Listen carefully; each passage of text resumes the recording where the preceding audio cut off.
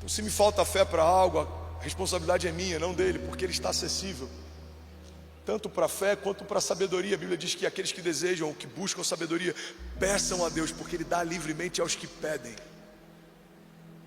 O pedido de Salomão, a gente vai ler o contexto, vai entender o porquê desse pedido. Foi parte da instrução do pai. O que você quer, Salomão? Ele fala: eu quero sabedoria. Se a todos que ele pedem, ele dá livremente, imagina um rei pedindo sabedoria, como isso alegra o coração do pai. E aí junto com sabedoria vem recursos, vem reinado. Talvez parte daquilo que a gente esteja vivendo ou deixando de viver, esteja diretamente ligado ao que a gente tem pedido e buscado em Deus, porque Ele é poderoso para fazer infinitamente mais matéria-prima do que pedimos ou pensamos. Ele é o catalisador, Ele é o multiplicador, Ele é aquele que expande, Ele é aquele que faz mais, mas a matéria-prima, o primeiro ponto, marco zero, é o que você pede ou pensa. Se não temos lugar secreto, vida com Deus, oração, intimidade, humilhação, humildade, temor, como pediremos ou pensaremos em algo? A gente só ouve. Você vira um ouvinte. Você senta aqui, ouve 40 minutos e toda a tua cosmovisão em base de fé está sendo construída a partir da expressão de fé de alguém. Isso é importante, como ovelha é indispensável, mas você precisa, como filho de Deus, ter mais do que só isso. Porque se o púlpito no domingo, por 40 minutos, é a única base de expressão sobre você, você só vai ter a fé talvez por uma semana. E é por isso que quando falta 2 cultos, você já se sente fraco. E é por isso que quando algo foge do teu controle, você se sente desanimado, porque cavamos poços muito rasos. A questão não é se vai chover, a questão é o quão profundo estão os meus poços para quando a chuva vier. Você tem que aprofundar, buscar-me-eis e encontrareis quando buscarmos de todo o vosso coração. A palavra de Deus diz: aproximem-se de Deus e Ele se aproximará de vocês. Alguém pode dizer glória a Deus por isso? Eu nem entrei no tema da palavra. Vou passar para você anotar. O tema da mensagem de hoje é: Deus não precisa de um plano B. Amém? Eu preguei essa mensagem há uns 4 ou 5 anos atrás. E aí, como eu não consegui preparar nada de ontem para hoje, porque eu estava bem mal, eu sentei ali, eu falei: pai, eu não faço isso, eu não me sinto confortável com isso. Eu creio que tem algo fresco do Senhor toda semana para compartilhar com o povo, mas eu vou acessar o que o Senhor falou comigo há algum tempo. E eu estou no 2º versículo e a gente não sai desse lugar. Eu creio que por mais que o tema seja esse, a palavra é outra. Deus tem algo para hoje que vai mudar a sua história, que vai conectar com a tua casa, que vai liberar o teu destino. Alguém recebe isso? Alguém crê nisso? Diga amém. Deus não precisa de um plano B. Bom, quando você está mergulhado numa nova temporada, quando você está às portas do novo de Deus, esse é um dos lugares que mais amedronta quem não conhece o caráter de Deus, mas é um dos lugares que mais, eu vou usar de novo entre aspas, deixa eufórico aqueles que já conhecem o caráter de Deus. Se eu te falar sobre futuro, a ideia de futuro te amedronta ou ela te deixa animado, excited? Você está com expectativa, algo glorioso vai acontecer. Se eu te falar sobre futuro, o futuro ele te amedronta, te preocupa? Ou você crê que o teu futuro está nas mãos de Deus? Porque se tem alguém que deveria manejar bem o futuro, é o povo de Deus. Somos filhos daquele que é o Pai da eternidade, aquele que não se atrasa, aquele que trata 1000 dias como se fosse em 1 segundo. Ele passeia por toda a escala que a gente use para metrificar, para medir o tempo. Para ele é só referência. Você pega a Bíblia, por exemplo, capítulos e versículos foram colocados depois para que a gente pudesse ter uma referência. Abre lá em Romanos 3, abre lá em Mateus 4. Mas quando foram escritos, não tinham essa metrificação, essa medida. Entenda uma coisa: dias, meses, anos, horas, segundos são a medida da terra para metrificar e ajudar a gente a ter uma referência. Olha, espera por 9 meses. Olha, espera por 1 ano. No dia 31 de dezembro vai ter a mudança de calendário. É por isso que existe o calendário romano, existe um outro calendário na Ásia. É por isso que foi dividido entre antes e depois dele, porque a gente precisava ter referências. Mas para Deus essas referências são inexistentes. Ele pode fazer o que você viveria sozinho em 10 anos, Ele pode fazer isso em 2 dias, porque Deus é Deus. Aquietai-vos e sabei que eu sou Deus. Então quando Deus me chama para viver algo novo, Ele não precisa de um plano B. Igreja, pega isso aqui em nome de Jesus. O problema é que muitas vezes, no intuito de ajudar ou facilitar o cumprimento de uma promessa impossível, aceitamos o plano B, que nada mais é do que um caminho difícil. Eu fui no Rio de Janeiro há 2 semanas atrás, fui convidado, e aí falaram: olha, a gente queria que você fizesse a sua cruzada de milagres aqui. Você fez há 3 anos atrás e foi um impacto na cidade, e a gente queria abrir as portas da cidade para isso. Falei: glória a Deus, eu queria muito poder fazer no lugar X. Eles falaram: olha, o lugar Y e o lugar Z é muito bom. Eu falei: eles são sensacionais, mas a palavra que eu tenho é sobre o lugar Y.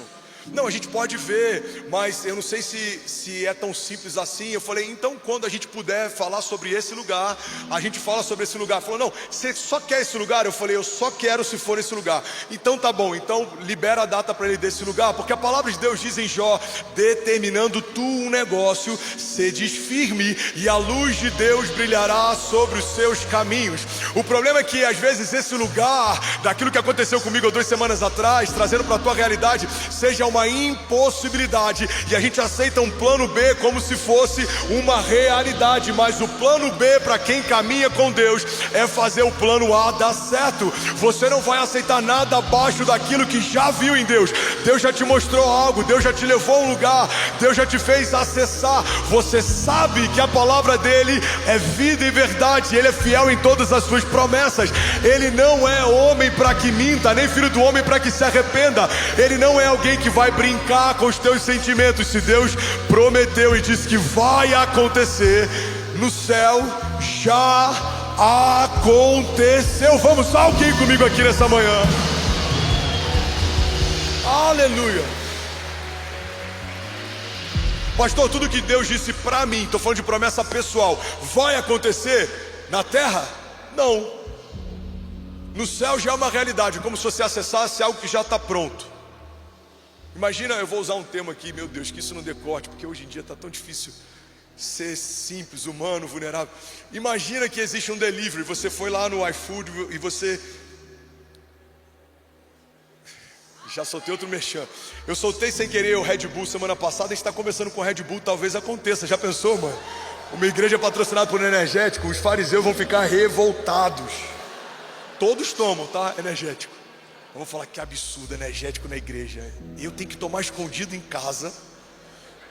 Esses caras tomam no lounge, que absurdo. Volta aqui.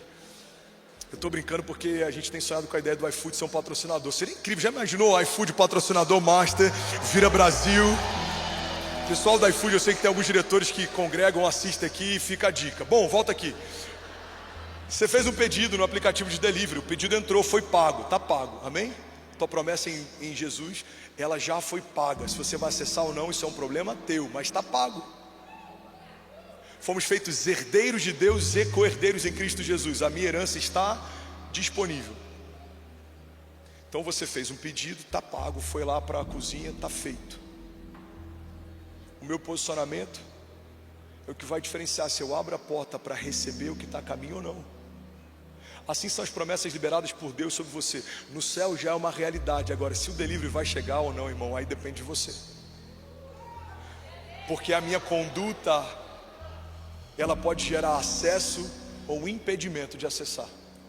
Você quer um exemplo? A palavra de Deus diz que Jesus, na sua cidade natal, não pôde fazer muitos milagres. Irmão, você crê que Jesus queria fazer menos milagres na sua cidade natal do que fez em outras? Eu imagino ele conhecendo desde criança algumas pessoas doentes. Eu imagino ele já imaginando: cara, hoje o seu Juca lá que ficava na frente da sinagoga, hoje ele vai ser curado. Não, hoje A dona Marta, que fazia merenda lá na escola, hoje ela vai ser curada. Mas a Bíblia diz que ele não pôde fazer muitos milagres porque aquele povo, por já o conhecer na sua humanidade, não conseguiu reconhecer a sua divindade. Então eles não reconheceram que ele era quem dizia ser. Irmão, guarda isso. A ausência de reconhecimento a respeito da pessoa de Jesus gera uma impossibilidade. Eu não posso acessar aquilo que eu não honro. Já preguei sobre isso na mensagem O Poder da Honra. A honra libera acesso, a honra te habilita a acessar, mas a desonra, ela desabilita o acesso. Você quer um exemplo? A palavra de Deus fala que você deve honrar pai e mãe. E qual é a promessa que vem a partir disso? Os seus dias na terra serão acrescentados. Irmão, por que honrar pai e mãe acrescenta dia na terra? Por que ele não fala sobre uma outra promessa espiritual? Por que ele me fala sobre uma recompensa natural? Porque se eu honro a matriz da onde veio a minha vida na terra, eu recebo mais vida na terra.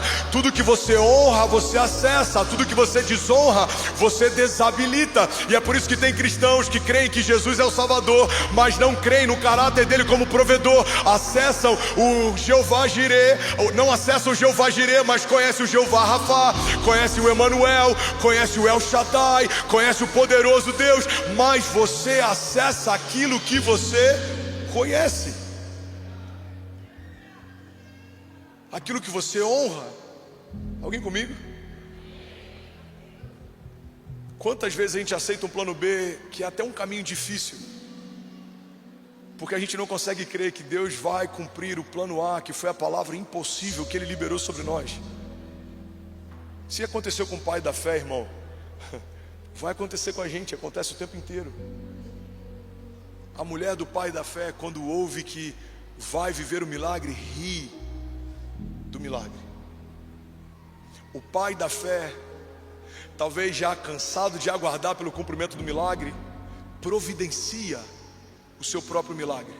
O problema é que todo milagre providenciado pela terra não é considerado milagre pelo céu.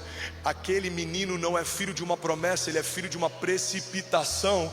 Se Abraão tivesse aguardado, viria de Deus o seu único filho. Mas como Abraão se precipitou, da terra vieram dois. A Bíblia diz que quando Deus olha para ele, pede que ele sacrifique o seu filho, ele diz: Abraão, pega o teu único filho, aquele a quem você ama. Irmão, olha para essa perspectiva. A terra olha para Abraão e sabe que ele é pai de dois. Os céus olham para Abraão e chamam ele como sendo pai de apenas um, porque tem coisas que você conquistou na força do teu braço e os céus nem consideram. E é por isso que tem coisas que a gente está orando para Deus manter de pé, e Deus está dizendo: eu não sei nem do que você está falando. Pai, mantém essa aliança de pé. Ele fala: que aliança? Mantém esse negócio de pé. Que negócio? Pai, manter essa sociedade de pé. Que sociedade? Eu só considero e garanto aquilo que começa em mim. Todo plano B é desconsiderado, todo plano C é descastado. O céu é indiferente com os nossos atalhos, mas os caminhos de Deus são perfeitos. Os caminhos de Deus são perfeitos. Os caminhos de Deus são perfeitos. É melhor ser Isabel estéril, crendo que vai do seu ventre gerar a voz que clama no deserto, do que ser qualquer uma daquelas mulheres que podiam gerar, mas não receberam em si uma promessa. Irmão, guarda isso aqui em nome de Jesus.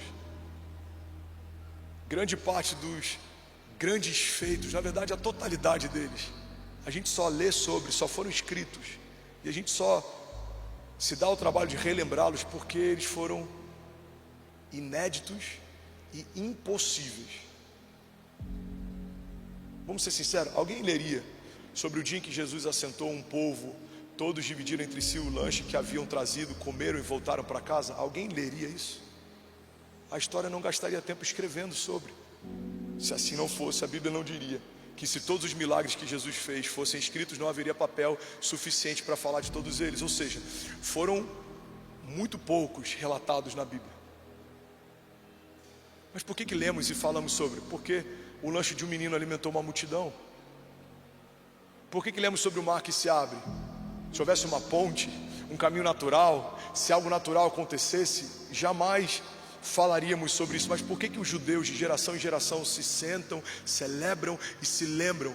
Porque eles lembram: o Senhor abriu um caminho sobre as águas, o Senhor nos deu livramento, o Senhor mudou a história, o Senhor nos removeu do cativeiro, o Senhor enviou pragas sobre um faraó com o coração fechado, o Senhor nos manteve durante a travessia, o Senhor nos fez conquistar uma terra prometida, o Senhor fez as muralhas caírem por terra, o Senhor estabeleceu sobre nós uma aliança.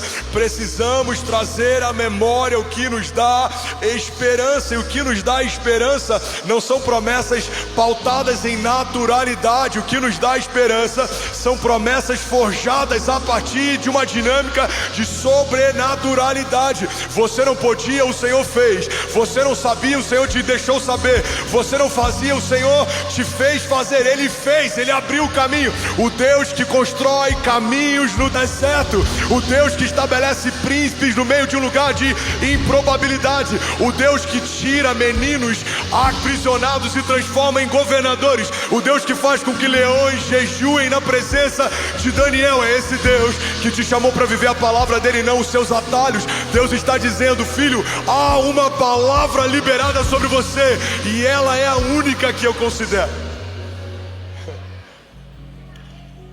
e é sobre ela que eu quero falar, diz o Senhor. É sobre ela que eu quero que você medite, diz o Senhor. Porque qualquer coisa que fuja da minha palavra e da minha promessa, você se garante.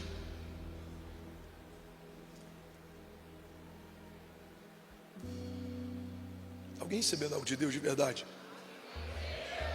É uma mensagem de ensino profético, que traz alinhamento. E eu glorifico a Deus porque eu não vi até agora uma pessoa se levantando e sair. O temor do Senhor está aqui nessa sala, amém? Alguém pode dizer glória a Deus por isso? Hebreus 11:1, ora, a fé é a certeza daquilo que esperamos e a prova das coisas que não vemos. Pode deixar esse texto, por favor. Irmão, se você se limitar a confiar só no que entende de Deus, você está fadado a nunca confiar em Deus. Vou falar isso de novo. Algum incendiário aqui comigo? Se você se limitar a confiar só no que entende, você está fadado a nunca confiar. Porque tudo que Deus faz de mais sobrenatural é improvável. É algo que não daria para você projetar. Vamos ser sinceros. Ele pega alguém como Esther, de fora do palácio, promove para dentro do palácio, para libertar o povo. Esther, quem sabe não foi para um momento como esse que você foi gerado.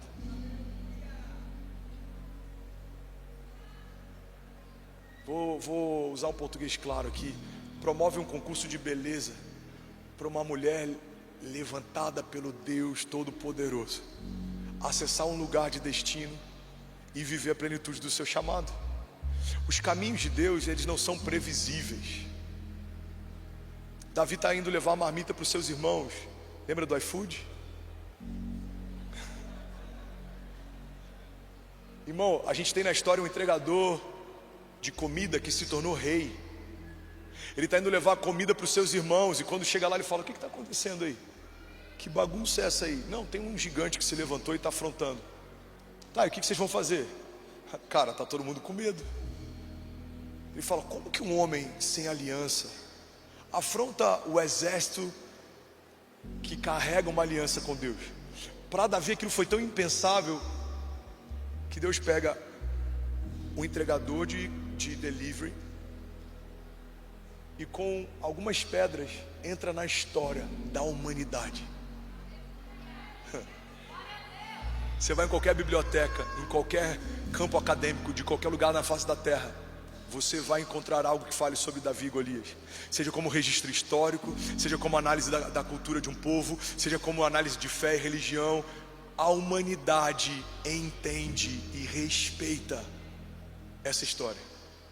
Eu não sei como está hoje, mas algum tempo atrás, na FGV, se eu não me engano, eles usavam como parte da grade um livro que falava sobre a gestão extraordinária de Neemias. E independente da crença sobre a espiritualidade de Neemias, é impossível a gente não aceitar o que ele fez como gestor. Em 50 e poucos dias reconstrói coisas que uma geração não conseguiu por anos. Então ele consegue recursos, ele consegue a liberação do Estado, ele consegue acesso, ele consegue proteção, ele consegue mobilizar um povo, ele consegue apontar uma visão, ele consegue envolvê-los em torno de uma ideia, ele consegue preservar a chama deles acesa, ele consegue combater enquanto constrói, ele chama as famílias para perto. Então as famílias estão lá, alguns com espadas nas mãos, outros reconstruindo as muralhas. Ele consegue lidar com a crítica, ele consegue lidar com o escândalo que vem de fora, ele não se preocupa com a reputação, ele permanece construindo e as muralhas são reconstruídas. Você pode não crer no Deus de Neemias, mas não dá para negligenciar aquilo que Neemias viveu, e nós sabemos que foi a partir de Deus. Irmão, guarda isso aqui em nome de Jesus. Se nós nos limitarmos a confiar apenas naquilo que entendemos em Deus, nós estamos fadados a não viver milagres. Qual é o sentido de óleo descer do céu sobre vasilhas vazias de uma viúva? Qual é o sentido de pão descer do céu como maná para alimentar o povo no deserto? Qual é o sentido de um menino no cesto ser preservado dentro do palácio e ser educado por aquele que ele combateria? Qual é o sentido de Deus usar o perseguidor do seu povo para alimentar e educar o libertador dele? Qual é o sentido? Não precisa fazer sentido para a terra, se faz sentido para os céus. Ele faz o que quer, quando ele quer, ele usa quem ele quer, da maneira que ele quer, porque ele é Deus, ele não deve satisfação. Ele fala e toda a terra se submete. Aleluia, bendito seja, aleluia. Romanos 8:28, todas as coisas cooperam para o bem daqueles que amam a Deus e caminham debaixo do seu propósito. Pastor, eu estou na igreja e nem todas as coisas têm cooperado. Pois é, filho, ninguém nunca te garantiu isso. Ser evangélico não te garante isso. Ser presente aos domingos não te garante isso. Entregar uma oferta não te garante isso.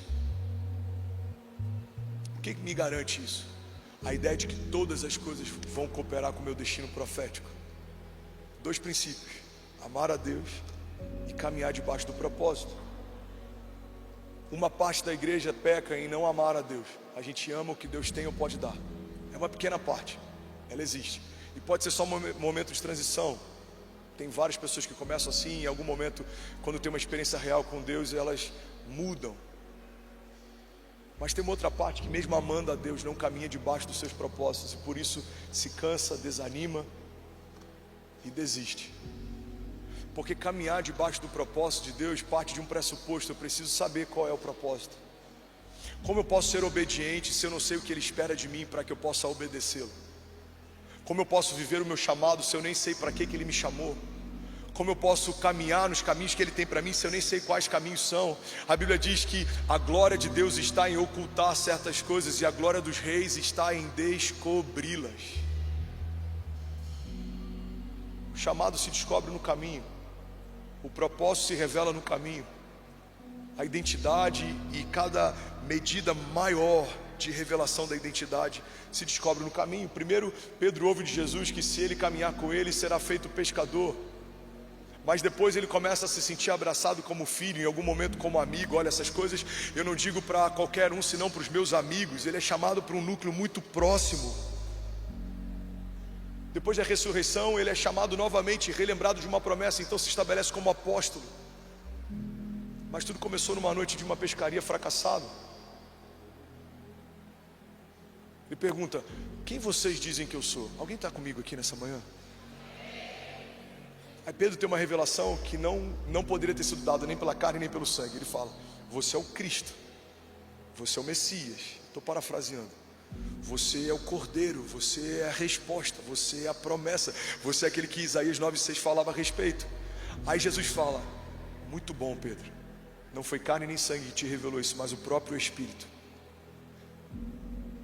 É o mesmo Pedro que foi chamado para ser pescador. Agora ouve da boca do próprio Cristo a comissão que ele tem para a sua igreja. Ele fala: Pedro, você é pedra, rocha. Algumas religiões e algumas doutrinas entendem que Pedro é a pedra fundamental da igreja. Por isso ele é considerado o primeiro pai da igreja. Mas não é sobre isso que Jesus está dizendo.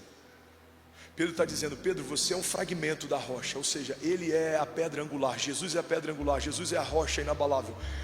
E você é um fragmento dela. Se você pegar um fragmento de qualquer tipo de rocha, você vai encontrar nesse fragmento as mesmas características da rocha em que ela foi extraída. O que Jesus está dizendo é: Pedro, você é uma parte de quem eu sou, e essa revelação é a pedra fundamental, e a partir dela eu edificarei a minha igreja.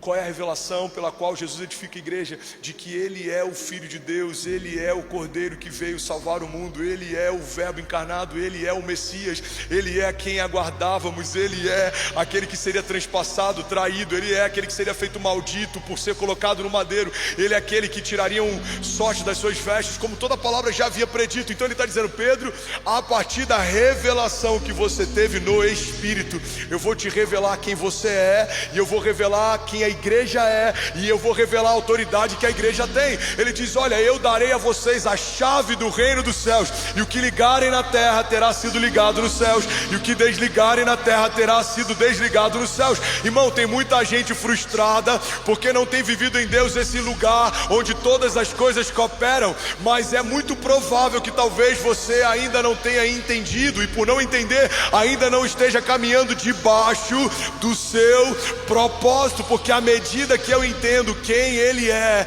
Ele me dá acesso a uma nova medida de revelação de quem eu sou nele. Quando eu entendo que Deus é poderoso, eu acesso a autoridade e revelação. Mas quando eu entendo que Ele é Pai, vem um novo nível. Quando eu entendo que Ele é bondoso, quando eu entendo que Ele é piedoso, quando eu entendo que Ele é misericordioso, quando eu entendo que Ele é provedor, quando eu entendo que eu posso todas as coisas naquele que me fortalece, a cada novo nível de revelação libera um novo nível de acesso. Eu lembro que quando eu vim para o Brasil, a gente pegou um carro, irmão, que faltando 2 meses para a gente devolver o carro, eu fui descobrir que ele estacionava sozinho. 2 meses preparando ele para venda. Estou falando diante de Deus, eu não estou... Cara, que botão é esse aqui? Aí ele fazia a leitura da vaga. Eu falei: não é possível. Não é possível, agora que eu vou vender. Onde é que eu quero chegar, irmão? Não adianta você ser herdeiro de tudo se você ainda está às portas do rei pedindo esmolas. Quem carrega a promessa, mas não sabe a promessa que carrega, vive como se não tivesse promessa nenhuma. É por isso que alguns de nós, é por isso que alguns líderes têm rabo preso com políticos, porque dependem deles para estabelecer sonhos dos seus ministérios. Você viu o áudio que eu falei aqui, aquela oração, aquela declaração que foi feita no final do ano passado? Eu falei: seja poder legislativo, seja judiciário, seja lobby de TV, ninguém vai parar a igreja. Irmão, alguém que deve favor não fala o que foi falado. Entenda isso: eu sei de onde vem o nosso socorro, eu sei aonde está estabelecida a nossa herança. Precisamos saber quem somos como igreja e o que carregamos como promessa, porque nós fomos estabelecidos de estação em estação até a eternidade. Homens passam, governos passam, economias passam, mas as minhas palavras não passarão, diz o Senhor. Alguém comigo aqui, diga amém. Então eu preciso saber o que eu carrego, senão eu vou negociar. Eu posso ser, eu estou aqui usando analogias, eu posso ser dono de uma área com muito plantio e eu estar pedindo favor para alguém que tem algumas sementes, porque quem não sabe o que carrega vive como se não carregasse. Você tem um propósito, você carrega um chamado, o teu chamado antecede a tua existência. Eu lembro da primeira mensagem que eu preguei em Orlando, quando a gente foi enviado para a América. Se chama Back to the Future. Se você quiser, ouve depois, eu acho que está no Spotify. Back to the Future. Eu falo que para acessarmos o futuro, precisamos voltar para Gênesis. Toda a configuração, o meu desígnio e a minha história só faz sentido no meu futuro quando eu entendo a minha origem. Vamos para a origem. Eu preciso correr, eu vou finalizar em 5 minutos. Alguém está comigo? Diga amém. Alguém sabe que esses 5 minutos são 10 minutos? Diga glória a Deus. Amém. Qual é a gênese? O homem foi feito para intimidade com Deus. Vamos lá, características que a gente aprende na Gênesis. Deus não faz nada sem preparar um ambiente. Deus ama ter intimidade com o seu povo. A Gênesis é: acessamos um Deus que é paternal, provedor, Ele cuida dos seus. Acessamos um Deus que provê antes da necessidade chegar, antes de Adão sentir fome, ou seja, antes dele ter consciência que precisava de algo que ele sabia agora que precisava, já estava lá. Então, você olha para o jardim, você vai para Gênesis. Quem eu sou? Eu sou alguém que Deus tem prazer em ter aliança, convívio, intimidade. Quem Ele é? Ele é um Deus que provê todas as coisas. Ele me protege, Ele me guarda, Ele me blinda, Ele me esconde. Vemos as promessas, por exemplo, em Salmos. O salmista dizendo: os meus inimigos vêm contra mim por um caminho, mas por 7 caminhos fugirão. Ou em outro momento: o Senhor é refúgio, fortaleza, socorro presente na hora da angústia. Essas realidades que a criação começa a descobrir a partir do relacionamento com Deus ao longo da história, já estavam implícitas e explícitas desde o princípio. Eu te protejo, eu te guardo, eu te fiz, eu te amo, eu te quero. Então, quando eu quero entender qual é o meu futuro, quais são as promessas que Deus tem para a minha casa, se eu estiver nele, Ele vai prover, Ele vai cuidar, Ele vai livrar, Ele vai blindar, Ele vai fazer com que eu não tropece. Se eu tropeçar, os caminhos de um homem bom são confirmados pelo Senhor, não permanecerei prostrado, dará ordem aos seus anjos em meu favor, o Senhor abrirá as comportas dos céus, Ele me fará aquilo que eu não poderia fazer, porque Ele é bom, Ele é bondoso, Ele é piedoso, Ele é misericordioso, a sua misericórdia dura para sempre, Ele é fiel. Alguém comigo aqui diga amém. As características de Deus a gente encontra elas nos mandamentos. Por exemplo, não adultere. Por que Ele fala para a gente não adulterar? Porque Deus é fiel. Por que Ele fala para honrar pai e mãe? Porque Deus é pai e Jesus é filho. São a expressão perfeita de uma relação entre a Gênese e a sua semente. Irmão, guarda isso aqui. E eu tô debaixo de um temor do Senhor aqui. Eu creio que Deus está levando a gente para um novo lugar como igreja. Nessas últimas semanas isso está muito nítido através do púlpito. Alguém está recebendo isso? Alguém percebe isso? Deus está levando a gente para um lugar, e o convite dele é: vocês precisam permanecer caminhando debaixo do propósito, porque enquanto estiverem nesse lugar, todas as coisas vão cooperar. Pode vir o que for, se levantar quem se levantar, todas as coisas cooperam para o bem daqueles que amam a Deus e caminham debaixo do seu propósito. Alguém comigo diga amém. João 15:7 diz: se vocês permanecerem em mim e as minhas palavras permanecerem em vocês, me pedirão o que quiserem e lhes será concedido. Só permanece o que já está lá. Só permanece o que já está lá. Se a palavra que já está em você permanecer, e você que já está em Deus permanecer nesse lugar, peça a Ele o que você quiser e lhe será concedido. A gente vai sair desse lugar de viver em busca de um plano B. Você não foi chamado para viver de atalho em atalho, irmão. Você foi chamado para viver de promessa em promessa. Eu não estou dizendo que não são tentadores e que a gente não cai. Eu caio, você cai. Tem vezes que a gente acha até que está indo por um caminho bom. A Bíblia fala que o homem faz planos que aos seus olhos parecem bons. E está tudo bem errar, mas não está tudo bem permanecer no lugar do erro. Como diz o pastor Márcio Santo, não é aquele que nunca se suja, mas é aquele que sempre se lava. Há um lugar de misericórdia, há um lugar onde a gente volta e esse lugar ressignifica, restaura, fecha a ferida, cobre as brechas, a nudez, nos empodera, nos dá uma segunda chance. Pedro, depois de ter a revelação que teve, eu acabei de falar sobre, nega Jesus por 3 vezes e ainda assim é chamado por Ele, e ao pregar novamente, milhares têm uma experiência com o Deus da salvação deles. Por quê? Porque o Evangelho é perfeito para pessoas imperfeitas.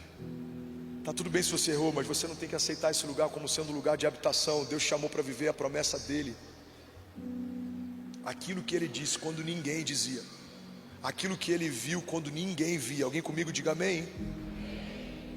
2 Coríntios 12:10, na versão A Mensagem, diz assim: a minha graça é o bastante, é tudo o que você precisa. A minha força brota da sua fraqueza, e quanto mais fraco eu me apresento, mais forte eu me torno. Salmos 9:9 diz: o Senhor é refúgio para os oprimidos, Ele é uma torre segura na hora da adversidade, e os que conhecem o teu nome confiam em ti, pois tu, Senhor, jamais abandona os que te buscam. Alguém pode dizer glória a Deus por isso? Isaías 64:4 diz: desde os tempos antigos ninguém ouviu, nenhum ouvido percebeu, nenhum olho viu outro Deus além de ti, Senhor, que trabalha para aqueles que nele esperam. Aonde está a nossa esperança? Na promessa que o Senhor nos fez, e no autor e consumador da nossa fé. A nossa promessa só faz sentido porque foi Ele quem fez ela. A Bíblia fala: por não ter ninguém superior a si, por quem jurar, o Senhor jurou por si mesmo. Por que eu creio que a promessa é infalível? Porque ela é expressão de um Deus infalível. Por que eu creio que a promessa é inquebrável? Porque ela é a expressão de um Deus inquebrável. Por que eu creio que a promessa não é volúvel? Porque ela é expressão de um Deus inabalável. Ele é o mesmo ontem, hoje e para sempre. Todas as coisas podem mudar, mas o Senhor permanece imutável, inabalável. Ele é o mesmo ontem, Ele é o mesmo hoje e Ele é o mesmo sempre. Alguém crê nisso? Diga amém. Então fica de pé no seu lugar. Eu quero finalizar com um texto que, principalmente para nós que estamos aqui vivendo coisas grandes, alguns de vocês que estão aqui talvez vivendo algo tão extraordinário na tua empresa, no teu negócio. Deus te deu uma posição, Deus te deu status, Deus te permitiu ser pai, Deus te permitiu sonhar. A gente tem que trazer à memória essa palavra. Alguém comigo ainda? Diga amém. 1 Coríntios 1:20, a banda pode vir aqui para liderar a adoração daqui a uns 2 minutinhos. 1 Coríntios 1:20 diz: onde está o sábio? Onde está o erudito? Onde está o questionador dessa era? Acaso não tornou Deus louca a sabedoria desse mundo?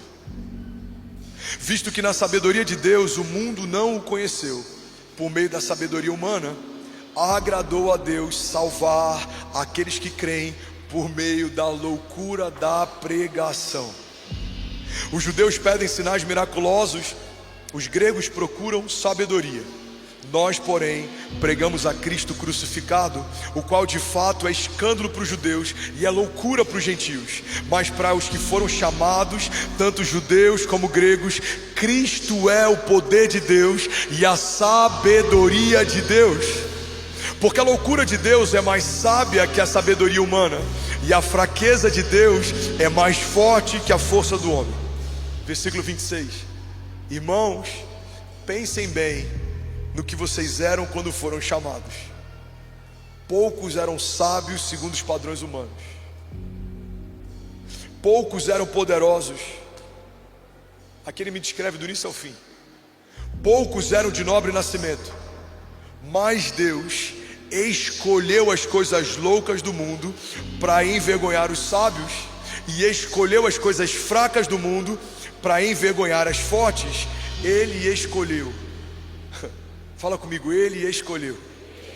Fala com autoridade, diga: Ele me escolheu.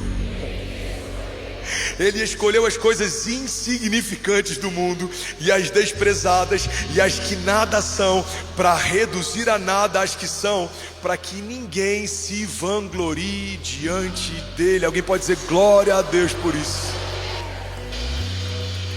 Levante suas mãos, feche seus olhos, eu quero orar por você. Vamos, você pode celebrar Jesus antes disso.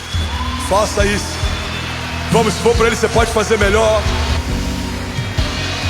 Vamos, alguém pode exaltar Jesus aqui. Vamos, alguém pode fazer barulho aqui nessa manhã. Aleluia! Será que alguém pode dizer bendito seja Jesus? Vamos, será que alguém pode dizer ainda bem que eu vi Jesus? Aleluia! Vamos, levante suas mãos, feche seus olhos, eu quero orar com você. Pai, nós declaramos sobre essa casa, sobre essa igreja, sobre irmãos que vão ouvir essa palavra daqui a anos, 10 anos, 20 talvez. Eu oro por cada nação conectada, por cada voluntário, cada pastor, cada líder, cada discípulo. Pai, nós declaramos em nome de Jesus, se não fosse a tua poderosa mão, nós não estaríamos de pé. O Senhor nos deu livramentos, o Senhor nos deu, Pai, proteção, cuidado, provisão.